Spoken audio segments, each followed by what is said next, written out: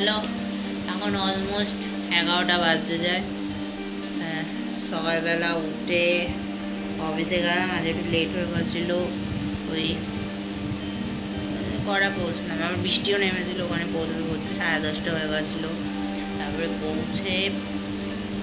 পৌঁছে প্যান্টে রাস্তায় হাঁটতে সব বালিগুলা প্যান্টে, সাদা জিন্স ছিল, সাদা জিন্সে চিপকে গেছে।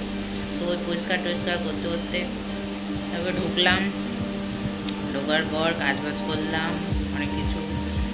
তারপরে আজকে একাদশী ছিল, তো একাদশীতে ছাতুর শরবত খেয়ে গেছিলাম, আর টিফিনে নিয়ে গেছিলাম রুটি, পনিরের তরকারি, ঘুগনি আর একটা ছানার জিলিপি। আগের দিন এনেছিলাম ওটা, তো সেই নিয়ে গেলাম। নিয়ে গিয়ে খেয়ে আস্তে আস্তে ওই 8টা 8:30 হয়ে গেল। এসে পড়াতে বসলাম, পড়তে এসেছিলো, পড়িয়ে ওই 10:30টায় ছাড়লাম। তারপরে জল আনতে গেলাম, জল নিয়ে আসলাম। এদিকে আবার মাথায় একটা কি কামড়েছে, এই জায়গাটা ফুলে আছে, কী হয়েছে কে জানে, হয়তো ঘুম থেকে উঠে কমে যাবে।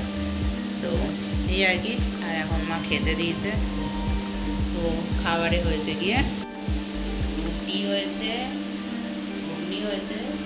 কালকের ঘুগনি না, কালকের অনেকটা ঘুগনি বানিয়েছিল, যাতে কষ্ট না হয়। পনির বানিয়েছিল আজকে এটা বেশ, আর আম। এই হচ্ছে রাতের ডিনার। মাও খাচ্ছে এখানে, তো মা খাক, আমি এখানে খাবো, আর এখানে একটু লুফি চালাবো। ঘুম পাচ্ছে প্রথমে, তো ওই আর কি, যতক্ষণ হয়।